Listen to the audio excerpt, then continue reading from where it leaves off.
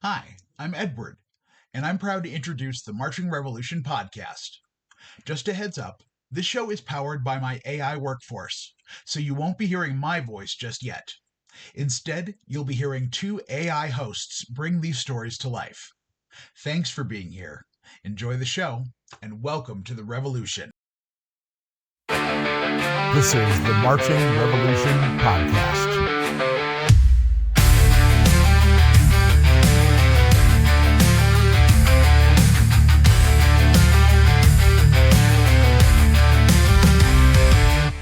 Boots on the ground with a thunderous beat, hearts in sync, our purpose complete. Map of the future drawn by our stride, through the struggle we walk unified.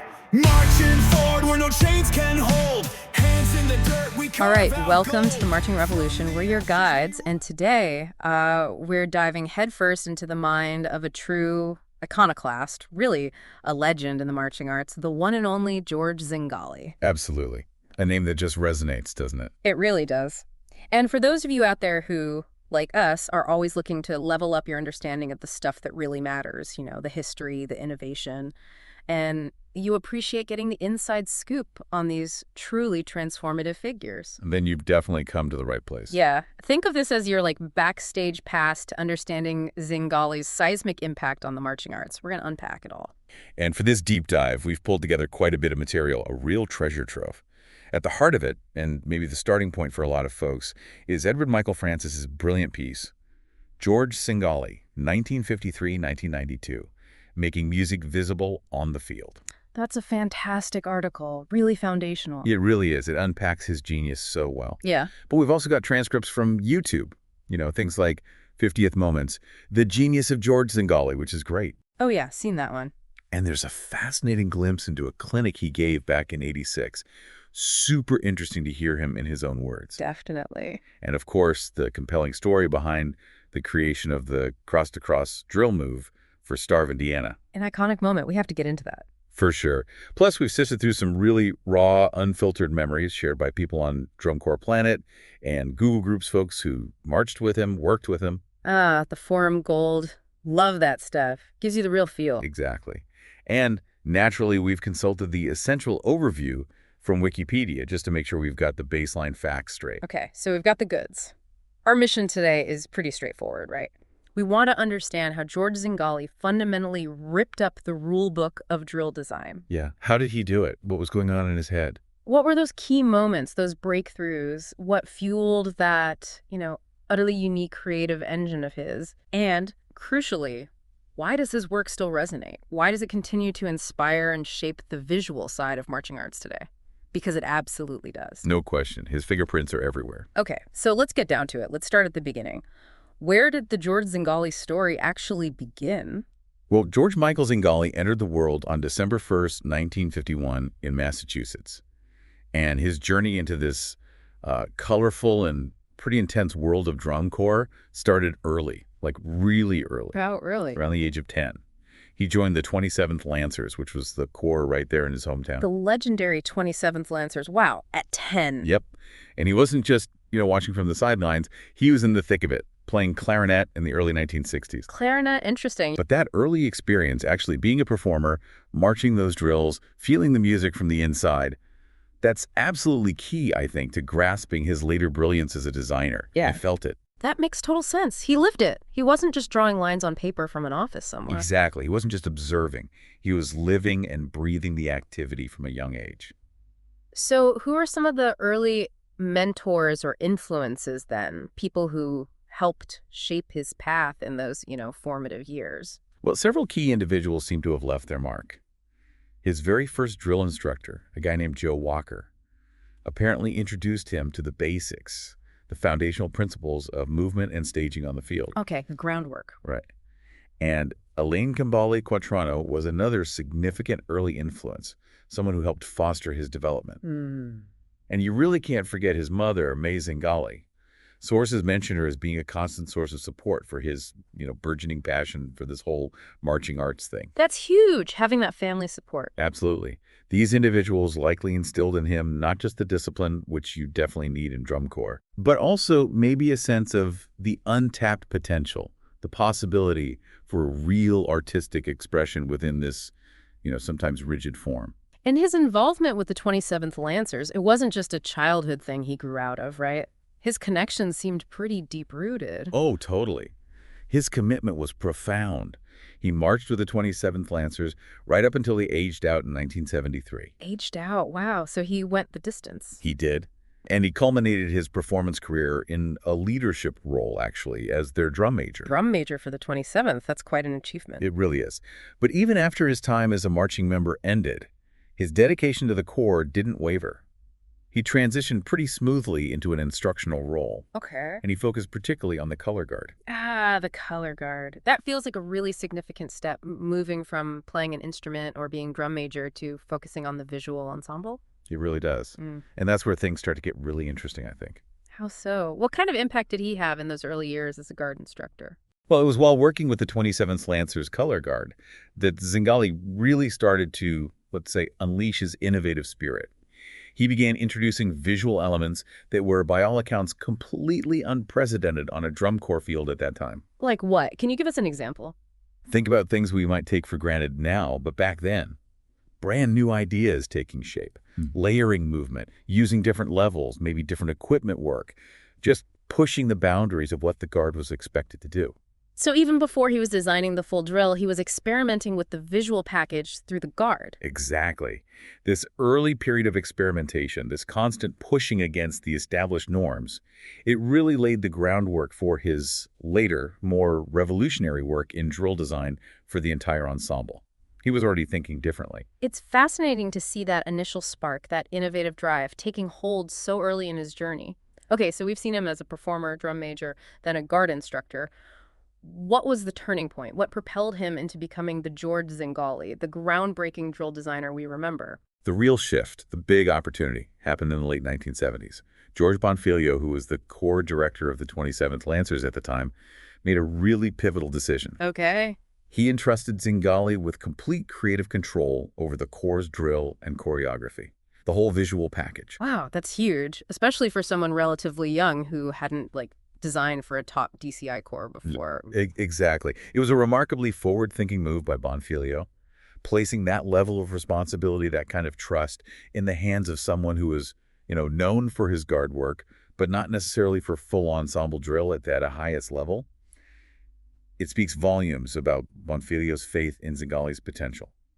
He must have seen something extraordinary. He must have. So what did Zingali actually do with that huge opportunity? How did he start making his unique vision a reality on the field for the whole corps? Well, he didn't waste any time. He immediately started to challenge the deeply ingrained traditions of the marching arts, the way things had always been done. Like how? With the 27th Lancers, he started choreographing these visual moments that were simply unheard of. You mentioned the guard stuff earlier. Well, one famous example people talk about is choreographing the rifle line. Yeah. To spin their rifles in perfect unison while lying flat on their back. On their backs. Spinning rifles. Yep. Imagine seeing that for the first time. It was Yeah. visually arresting, completely shattered expectations of what a rifle line did. They stood, marched, spun. They didn't typically lie down. Right. It breaks that vertical plane expectation. Totally. And he also really focused on layering movement, creating a sense of depth and visual complexity. He moved far beyond the sort of flat, symmetrical, blocky formations that were pretty much the standard back then. More organic shapes, more flow. Exactly. More fluid, less predictable. And this early period with the 27th, it wasn't just about trying cool new things, was it? It actually led to some pretty significant achievements and recognition for the corps. Oh, absolutely. It wasn't just experimentation for its own sake. The 1980 season for the 27th Lancers really marked the culmination of this early period of Zingali's innovation. 1980. That was a big year for them, right? A huge year. They achieved a silver medal at the DCI World Championships. That's second place in the world. A massive validation of Zingali's burgeoning talent and his, unique approach. Silver medal. Incredible. And it gets better.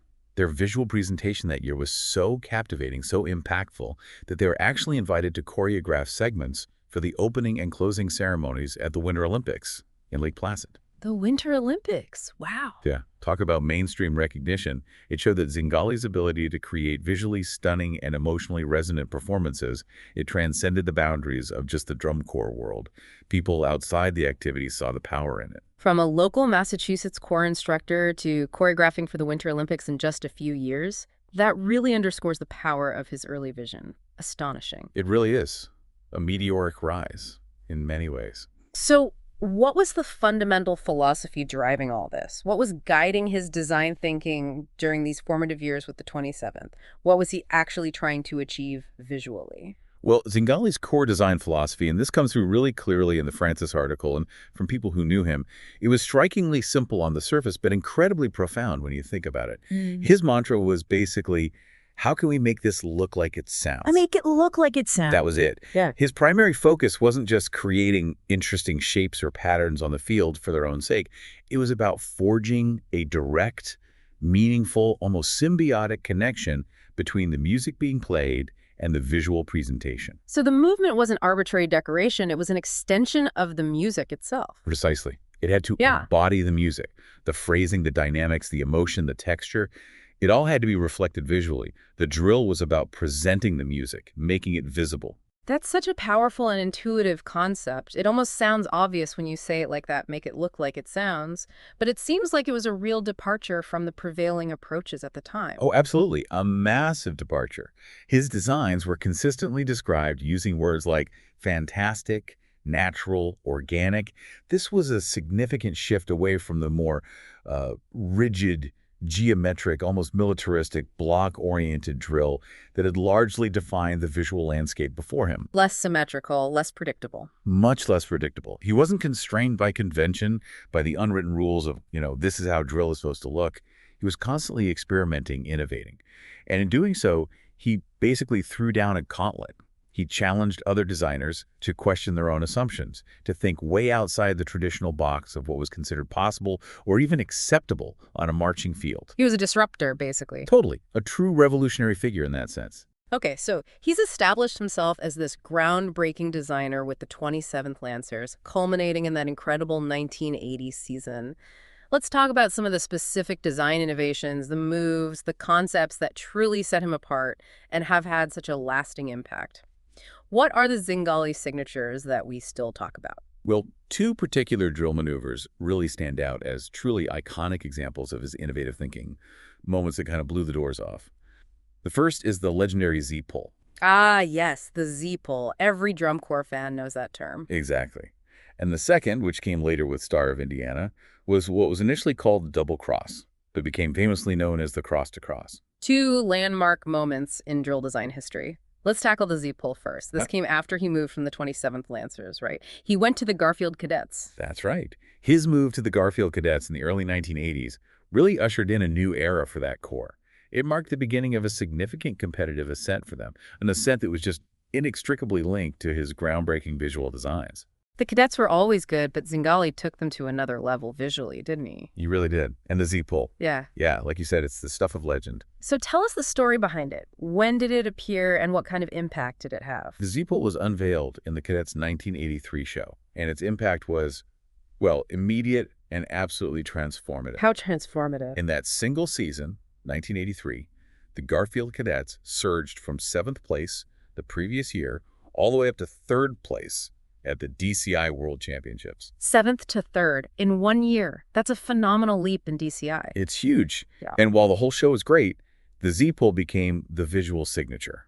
This drill move, it was characterized by its fluidity, its dynamic energy, and its intentionally asymmetrical nature. It wasn't just a static picture. It was this flowing, pulling motion across the field. Right. It had a sense of tension and release visually. Exactly. It became an instant signature of the cadets' visual style, and it's widely recognized as a pivotal factor, maybe the pivotal factor in their subsequent unprecedented success. Yeah. It was a visual statement unlike anything people had really seen before on that scale. So that leap from 7th to 3rd, fueled in large part by this new visual identity and the Z-pull, it really paved the way for an even more dominant run for the cadets, didn't it? Oh, absolutely. That was just the beginning of their golden era. Following the introduction of the Z-pull in '83, the Garfield Cadets achieved something truly unprecedented in the world of drum corps at that time. 3 consecutive DCI World Championships. 83, 84, 85, the three-peat. The legendary three-peat. Oh. It was an incredible run. And this period firmly cemented Zingali's reputation, not just as an innovator, but as a true design visionary. Someone who could translate deep musical understanding into visually captivating and incredibly successful performances that just resonated with audiences and, importantly, with the judges. He cracked the code, in a way. He found a way to be artistic, innovative, and win. He really did. That's a tough balance to strike, and he mastered it during that period. Okay, so after that incredible success with the cadets and the iconic Z-pole, he eventually moved on again, this time to Star of Indiana, another corps that experienced a pretty significant transformation under his visual direction. That's right.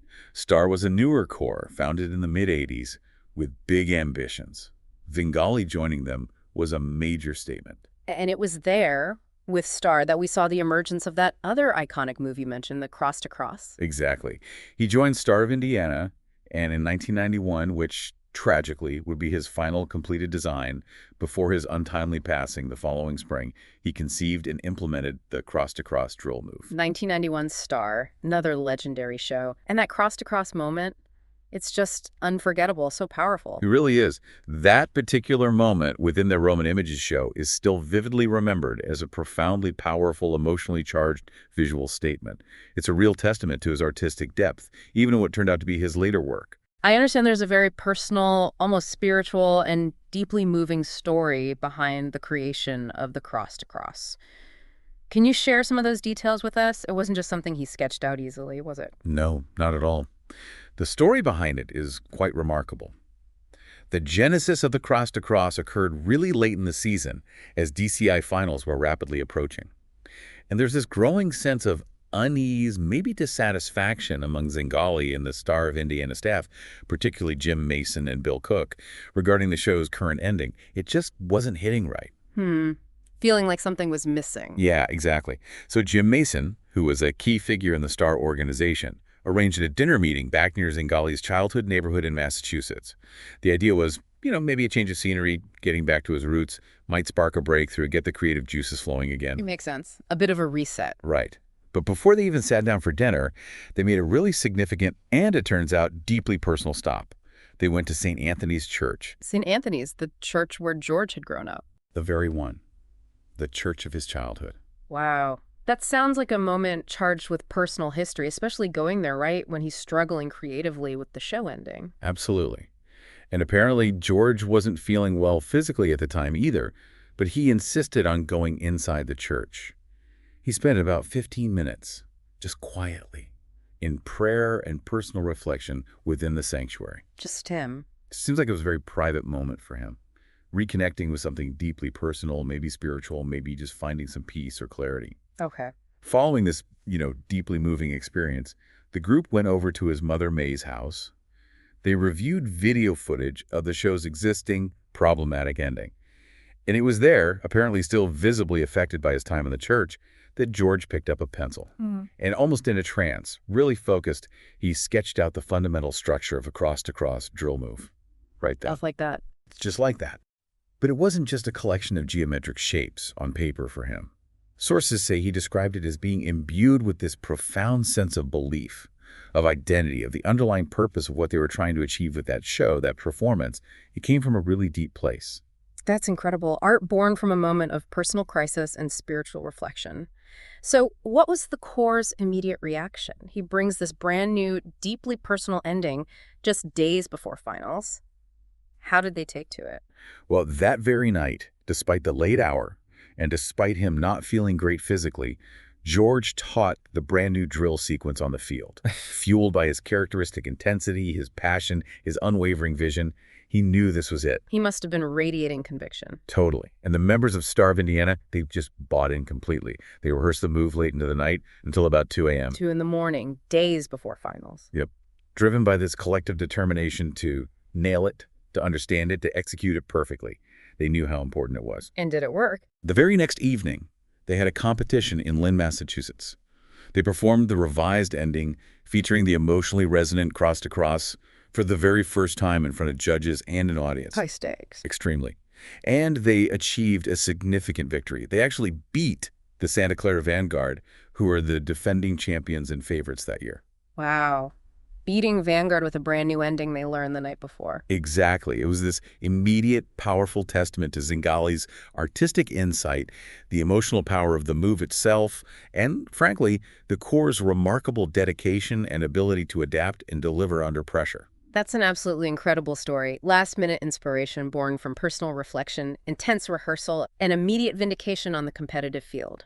It really highlights that profound, often deeply personal connection between Zingali's own life, his emotions, and his groundbreaking artistic output. It really does. It shows it wasn't just technical skill, it was heart and soul. Okay, so moving beyond these specific iconic drill moves like the Z-pull and the cross-to-cross, what can we learn about Zingali's overall design process? What were the key elements that fueled his creativity? How did he actually work? Well, from everything we've gathered, his design process was frequently described as deeply immersive, very intuitive, almost visceral. It wasn't purely analytical. Meaning?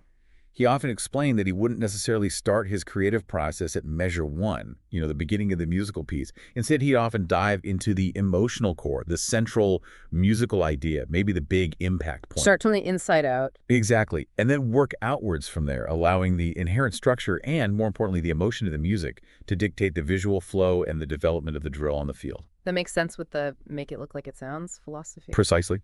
And in that fascinating 1986 clinic we mentioned, he articulated this deep connection really well. He said something like, "I listen to the music so much that it becomes a part of me. I no longer think in terms of counts or measures. It is me." It is me. Wow. That's deep. Isn't it? That quote truly encapsulates the profound, almost symbiotic relationship he seemed to have with the musical score. It wasn't just notes on a page. It was something he internalized completely. So it definitely wasn't just a mechanical translation of notes into steps on a chart. It sounds like it was a far more internal, emotional, almost spiritual process for him. He had to feel it first. I think that's exactly right. And he also placed a significant emphasis on this concept he called levels within drill design. Levels. What did he mean by that? Edward Michael Francis details this really well in his article. Zingali talked about different layers of meaning or representation in the visuals. There was the representational level. Okay, like literally showing something. Yeah, where the visual elements directly depict something fairly obvious within the music itself, like a soaring visual for a big brass hit, or maybe a specific shape mentioned in lyrics if there were any. Then there was the symbolic level. More abstract. A bit. Where a particular form or movement represents a broader idea or emotion evoked by the music, but maybe not a direct picture, like using a spiral to suggest growing intensity or a certain formation to symbolize conflict or unity. Gotcha. And then there was the abstract level. This is where the meaning might be much less immediately apparent to the audience. Perhaps it was even known only to him, the designer.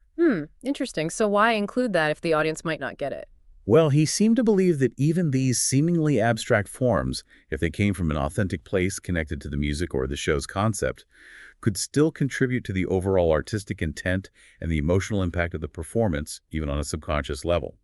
He firmly believed that even abstract visual language could hold significant and deeply felt meaning. That idea of intentionally embedding abstract meaning within the visual design is really intriguing. It suggests a level of artistic depth and nuance that might not be immediately obvious to the casual observer. You might feel it without knowing exactly why. Exactly. And that ties into another aspect of his philosophy. Zingali's aim, apparently, was to craft shows that would reveal more with each subsequent viewing, like a complex painting or a great piece of literature. So not just a one-and-done experience. No. He aspired to create designs that would have lasting relevance, designs that would become, in his own words, a legend in any time. Shows that offered new discoveries, deeper understandings, even after you'd seen them multiple times. He wasn't just creating disposable entertainment for one season. He was trying to build lasting artistic statements. That's a really ambitious goal. Where did he draw his seemingly limitless visual inspiration from? It sounds like his influences extended far beyond just looking at other marching bands or drum corps. Oh, definitely. He drew inspiration from an incredibly diverse range of sources. He was a big admirer of modern art. He deeply admired the works of painters like Wassily Kandinsky and Joe Moreau. The abstract expressionists, lots of movement and color. Exactly. Their abstract and dynamically expressive styles clearly resonated with his own design sensibilities. You can almost see echoes of that kind of energy in his drill. What else? He found profound inspiration in the natural world, too, observing the fluid patterns of ripples spreading in water, Okay, I can see that. Or the seemingly chaotic, yet ultimately ordered movements of flocks of birds in flight, how they shift and morph as one entity. Yeah, those murmuration patterns. Exactly. And there's even that somewhat legendary, maybe slightly exaggerated, but certainly illustrative story of him getting design ideas by just observing the random patterns created by, like, spaghetti thrown against a wall. Spaghetti, seriously. Well, whether it's literally true or not, it suggests his remarkable openness to finding patterns, dynamic motion, and visual interest in the most unexpected places. He saw potential everywhere. A different way of seeing the world? I think so. And importantly, he placed a significant emphasis on the transitions between visual sets. They weren't just necessary connective tissue to get from picture A to picture B. They were part of the art. Absolutely. He viewed transitions as vital and expressive elements of motion and emotional development in their own right. Yeah. The way the core moved between the snapshots was just as important as the snapshots themselves. That continuous flow idea again. It's truly remarkable, and maybe something younger fans don't always realize, to consider that so much of this groundbreaking, fluid, complex, influential, creative drill design happened in an era before the widespread adoption of sophisticated computer software for drill writing. That's such a crucial point, and it's easy to forget now with Piware and programs like that being standard. The vast majority of his truly revolutionary work, the Z-Pole, the early Stars stuff, all the 27th Lancers work, it was conceived and meticulously plotted out by hand. By hand, on graph paper. Yep. Using protractors, rulers, tensils. Okay. The traditional charting methods, maybe some early rudimentary computer help later on, but the core concepts, the genius, was analog. Wow, that just underscores the sheer power of his innate visual imagination, doesn't it? His deep understanding of spatial relationships, his intuitive grasp of how human bodies could move and interact on a massive field to create these visually stunning and emotionally impactful images. It really does. It speaks to a level of innate talent, spatial intelligence, and musical connection that just transcends technological assistance. He saw it in his head first. The computer just helps execute it faster now. It doesn't create the initial vision. Amazing. Okay, so we've explored his revolutionary design philosophy, his process, his groundbreaking innovations.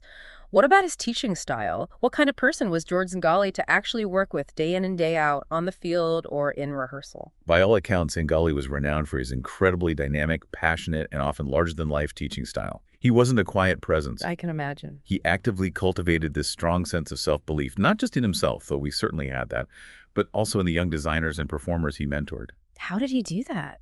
Well, there's that famous quote, or maybe infamous, depending on how you take it, where he declared, with this mixture of utter conviction and maybe a bit of theatrical flair, "I love what I do, and what's more, I'm the best at it in the whole world." Okay, that's bold. It is bold, but people who were there said it wasn't perceived as just arrogance or boasting. It was more like a powerful way of instilling confidence in everyone around him, pushing them to believe in their own untapped potential, to aim just as high, to strive for that same level of excellence. Like, if I can believe this, you can believe in yourself too. Setting the bar incredibly high through his own self-assurance. Kind of. And he also emphasized the crucial importance of breaking down personal barriers, getting rid of your own hang-ups, your own insecurities, in order to foster deeper and more meaningful connections with others. He believed this was essential for true artistic collaboration. You had to be open, vulnerable even. That's insightful. So he was aiming to cultivate not just technically proficient performers, but also more self-assured, connected individuals, building the person, not just the marcher. Absolutely. He seemed to firmly believe that truly understanding and interpreting music visually demanded this profound personal connection to the art form, something that went far beyond just a technical understanding of drill charts and step counts. You had to bring your whole self to it. So what did people say about him, those anecdotes you mentioned from the forums and things? Oh, the descriptions are fantastic. People who knew him or marched for him paint this vivid, multifaceted picture of his unique personality. He was frequently described as a whirlwind of energy. I bet. Someone called him a cartoon character brought to life. Which I love. I can picture that. Many said he was genuinely funny as hell, but also possessed this incredible kindness, calling him a sweetheart of a man. He wasn't just intensity, there was real warmth there, too. A complex character. Very. He was often seen as this crazy, whirling dervish of activity, just buzzing with energy, with a mind that seemed to be constantly generating new ideas, new possibilities, right there on the spot. Those sound like great descriptions. Are there any specific stories or moments that really bring his personality to life? Those little details that make you feel like you knew him? Yeah, there are quite a few that pop up in the source materials. One individual vividly recalls his greetings. Apparently, he had this booming, enthusiastic way of saying hello that could just fill an entire rehearsal hall. You knew when George arrived. Made an entrance. Totally. Another person shares this really heartwarming story. I think it was after a competition where his corps, maybe star, had just won. But he was so impressed by a rival corps' performance Yeah. that he went over to their bus or rehearsal site with genuine enthusiasm, complimenting them, and even presented them with champagne and cake to celebrate their achievement. Wow, really? Even after his own corps won? Yeah, it shows this remarkable humility, or maybe just a pure, unadulterated love for the art form and appreciation for excellence, regardless of who achieved it. That's class. That really is. What else?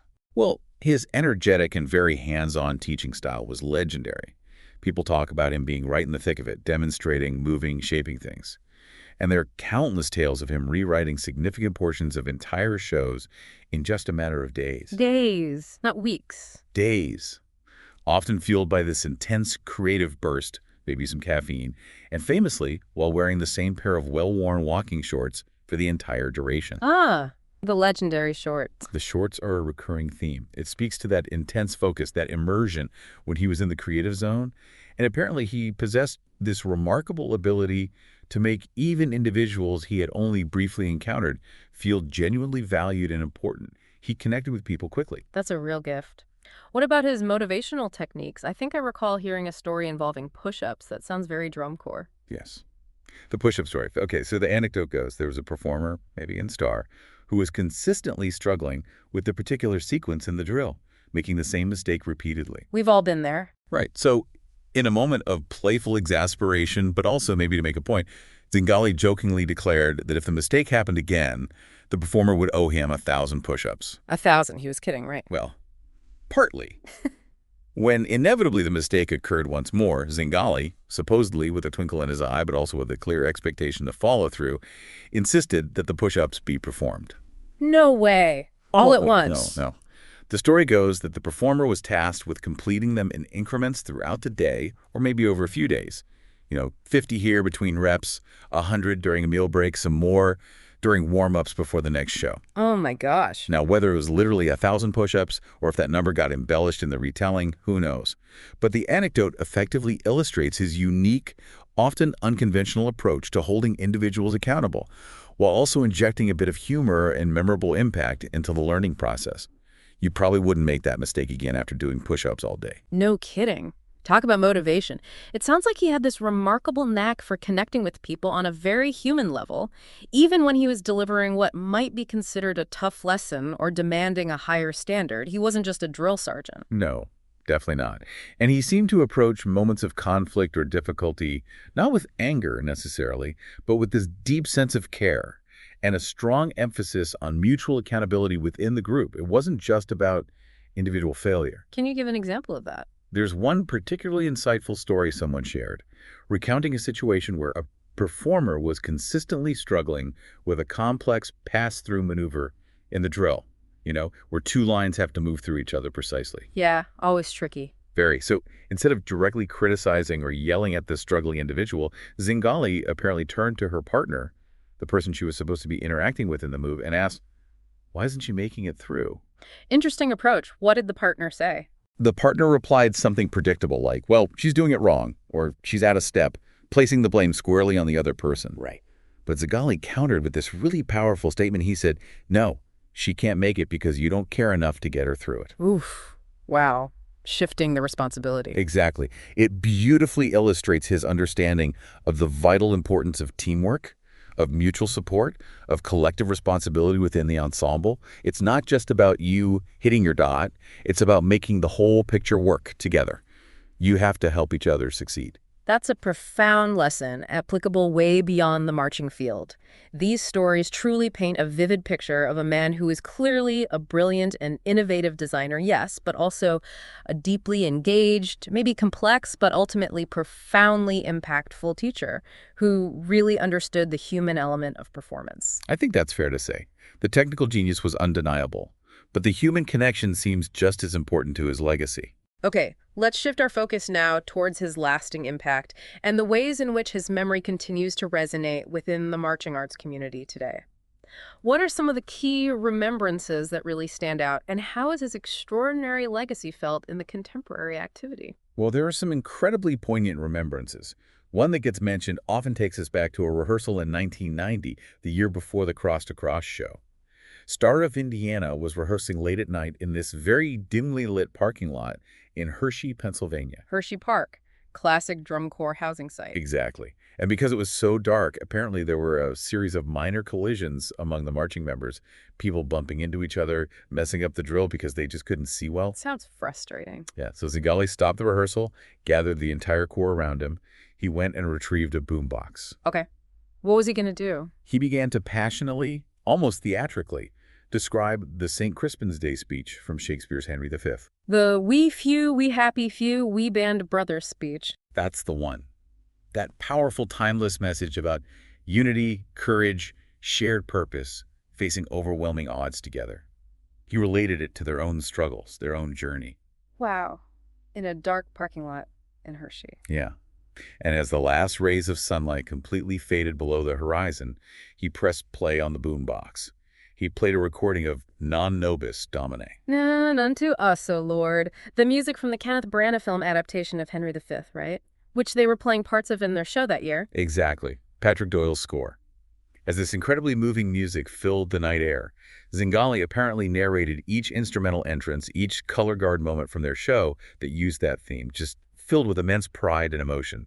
And he told the corps, that's what our show's about. That's the heart of it, this feeling, this unity. Goosebumps, just imagining that moment. Right. Must have been incredibly powerful. A masterclass in motivation and connecting the performance to deeper meaning. And that particular piece of music, Non Nobis, it went on to hold a very special, deeply emotional significance for the members of Star of Indiana, didn't it? It became more than just music from the show. Oh, absolutely. Non Nobis became the unofficial, deeply cherished core song for Star of Indiana. It wasn't something they performed publicly, but it was theirs. When would they sing it? Apparently it was sung during their most intimate, precious moments of camaraderie and shared emotion. People recall singing it softly as they came off the field after particularly powerful performances in 1990. They sang it together on the morning of DCI finals in 1991, the year of the Cross to Cross. A moment of quiet focus and unity. Exactly. And most heartbreakingly, it was sung at George Zingali's grave in the summer of 1992, after his passing, by those remaining members who loved him so deeply and whose lives he had so profoundly touched. Oh, wow. That's incredibly moving. It became this powerful symbol of their shared experience, their bond, and their enduring respect and affection for their visionary, complex, and ultimately beloved leader. That's a beautiful, albeit sad, part of the legacy. There are also numerous other vivid personal memories shared by those who had the privilege of marching and working with him, right? Stories that further illustrate his spontaneous creativity and his unique way of seeing the world. Definitely.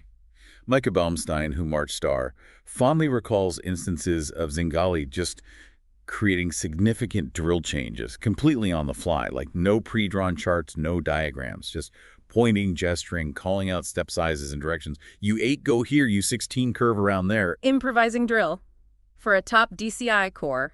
Seems like it. He appeared to possess this almost intuitive three-dimensional understanding of how formations could evolve and transform dynamically on the field. And he'd often describe his visual ideas using those natural metaphors we talked about earlier. Right, the ripples and birds. Yeah, seeing formations moving like flocks of birds, seamlessly changing direction, or imagining transitions unfolding like ripples expanding across the surface of water. He saw movement everywhere. What other memories stand out? Mark Whitlock, another Star alum, movingly remembers Zingali teaching things beyond drill counts. He remembers George emphasizing the profound importance of genuine laughter, of finding joy in the process, but also openly acknowledging the validity and power of sadness. Creating a space where it was okay for these incredibly disciplined young men especially to actually cry, to show vulnerability. That wasn't typical in the drum corps culture of the time. Allowing for a full range of emotional expression. That's huge. It really is. And then there are the lighter moments, too. Adrienne Renee Meyer shares this humorous and endearing anecdote about her mother, who was watching a Winter Guard International Finals performance, probably one George designed or was involved with. Okay. And her mom, not knowing who he was, just saw this guy standing up and maybe blocking her view slightly, so she unknowingly yelled out the classic audience cry, "Down in front," at George Zingali himself. That's hilarious. Did he hear her? The story doesn't say, but it's just a funny, humanizing moment. Even legendary figures can occasionally obstruct someone's view at finals. That's great. It grounds him a bit. Sadly, though, this extraordinary life and incredibly influential career were cut far, far too short. Tragically short. George Zingali passed away on March 6, 1992. He was only 40 years old. Just 40. Unbelievable. He should have had decades more to create. Absolutely. His untimely loss sent shockwaves of grief and profound sadness throughout the entire marching arts community. People were devastated. I can only imagine. How was his contribution formally recognized? Well, in lasting recognition of his immeasurable, truly transformative contributions to the activity, Drum Corps International made a very fitting decision. They named their annual Color Guard Award in his honor. The Zingali Award. The George Zingali Award for Best Color Guard Performance. It's awarded every year at the DCI World Championships. It's a permanent, deeply meaningful tribute to his enduring impact, particularly on that specific and visually expressive area performance where he first made his mark as an instructor. A fitting honor? And his overall influence on visual design and the marching arts as a whole, beyond the Color Guard Award. It's almost impossible to overstate it, isn't it? It really is. His enduring influence on the entire landscape of visual design within the marching arts is truly undeniable and incredibly far-reaching. It's been accurately stated, I think, that virtually all contemporary drill writers working today are influenced by his innovative concepts and groundbreaking approaches in some way. Whether they consciously realize it or not, his ideas permeated the activity. He changed the language of drill. So even if a designer today hasn't specifically studied Zingali, his influence is baked into the evolution of the art form they inherited. Exactly. The asymmetry, the fluidity, the focus on transitions, the integration of guard and horns, the expectation of visual musicality, so much of that could be traced back to seeds he planted. Did he have any direct protégés who carried on his specific style? John Vanderkolk is often mentioned in that context. He worked very closely alongside Zingali at Star of Indiana, absorbing his design philosophies, his process. He's often regarded as Zingali's most significant protege, someone who carried forward and built upon some of that visionary spirit and those innovative techniques in his own successful design career. Okay. So ultimately, what was Zingali's core belief? What drove him? Ultimately, I think his core belief lay in the powerful, almost transcendent union of music and the expressive potential of the moving human body. That these two things could be united in a higher artistic purpose through the medium of drill. Drill wasn't just getting from point A to point B, it was art. Making music visible, back to that core idea. Exactly. His impact extended far beyond mere technical innovation, like specific moves. He fundamentally shifted the very way we understand, appreciate, and experience visual performance on the marching field. He elevated the expectation. His life, though short, serves as this potent and inspiring reminder, doesn't it? That the real magic happens when profound artistic vision is combined with genuine heart, unwavering passion, maybe a little bit of craziness. A healthy dose of craziness, probably. And a deep connection to the human spirit. That combination is what transforms choreography, just steps on a field, into a lasting and meaningful legacy. Well said. Yeah. That combination is rare, and he clearly had it. Zingali truly revolutionized the way we perceive and experience music in the marching arts. He transformed it from maybe a series of static stage pictures or just moving blocks into this dynamic, fluid, profoundly expressive art form. He really did bridge that gap. He took the inherent emotion, the energy, the narrative of the music, and made it not just audible, but vividly, unforgettably visible. He left an indelible, transformative mark on the marching arts that absolutely continues to inspire and shape the activity to this very day. Yeah, his unique artistic vision, which was so deeply intertwined with his profound musicality, and also that remarkable ability he had to connect with and ignite the creative spirit of the performers themselves. That combination fundamentally altered the trajectory of drill design. He raised the bar for visual excellence in the marching arts for generations to come. No doubt about it. So, as we bring this deep dive into the extraordinary world and the lasting legacy of George Zingali to a close, we leave you, our listeners, with this thought. Consider the profound impact of Zingali's unwavering dedication to his singular artistic vision, especially when it challenged the deeply entrenched norms and conventions of his time. He didn't care what people thought drill should look like. He cared what the music felt like. A crucial distinction. How might his fearless approach to innovation, his deep commitment to his craft, inspire your own pursuits, whatever they may be, whether it's music, art, business, anything? How can you approach your passions with a similar level of heart, creativity, and that relentless desire to, in your own way, make your own unique kind of music visible in the world? It's something to think about. Definitely. This is the marching revolution. Yeah. Thank you for listening to the Marching Revolution podcast. Hearts in sync, our Don't purpose forget to complete. like and subscribe. Map of the future drawn by our stride. Through the struggle we walk unified. Marching forward where no chains can hold. Hands in the dirt, we carve out gold. From the ashes we rise, we sing. For the power of the people is everything.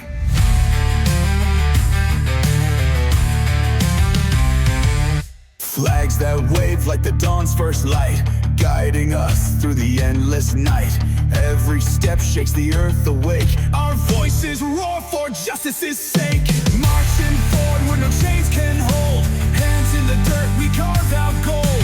From the ashes we rise, we sing. For the power of the people is everything.